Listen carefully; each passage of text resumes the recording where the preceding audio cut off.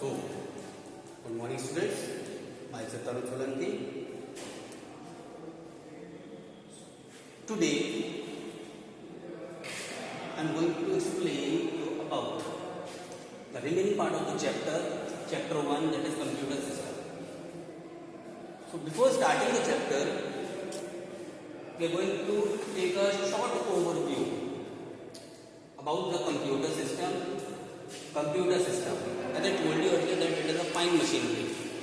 As I earlier told you that it is a fine machinery and it consists of hardware, software, data and information. Hardware devices are required as well as software is required.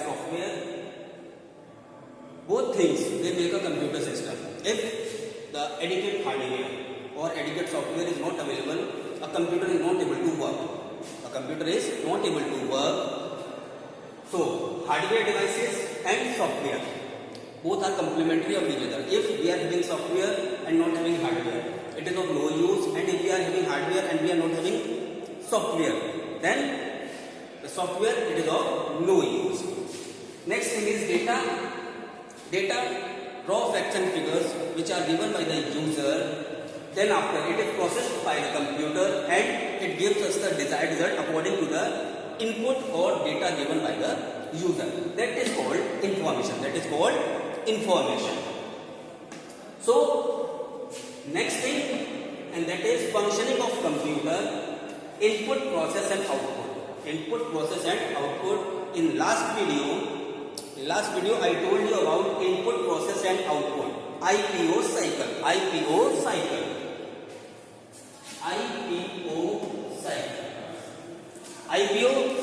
I stands for input, P stands for process and O stands for output. Input, it is given by the user. The computer takes the input from the user, then processes it and gives us the output. I am giving you a very small example, a very simple example about input, process and output. Suppose that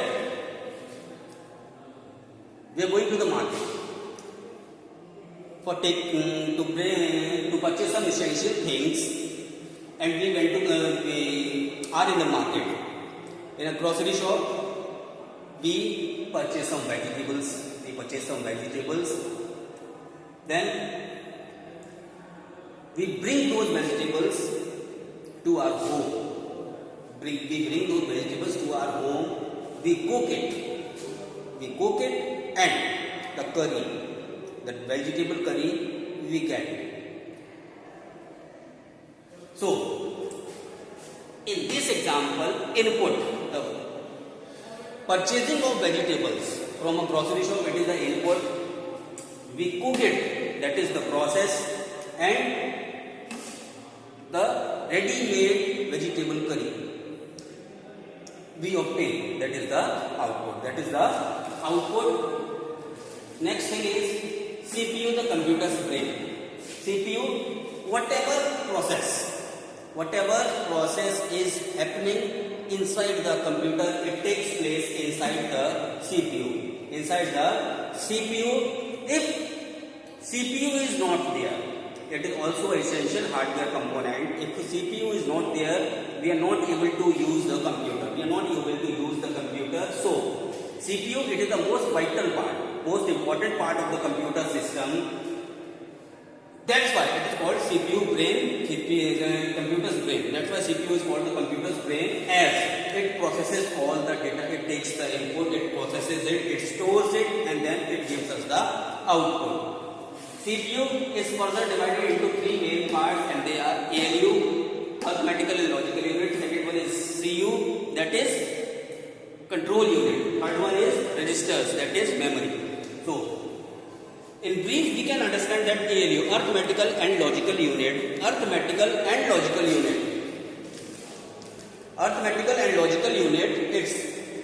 Is responsible to handle the arithmetical and logical operations which takes place inside the CPU. Arithmetical operations like addition, subtraction, multiplication, division, exponents, decimal values, these all are arithmetical applications, whereas logical Logical operations they consist of logical operations they consist of yes and no. Yes and no. So operations where the answer is in yes or no, or it is in true or false. Those operations they are called logical operations, and which is also handled by ALU. Next thing is control unit. Control unit, it is responsible to control the flow of data. CU, it is responsible to control the flow of data. Whatever the input is given to the computer, at one time we can give several inputs.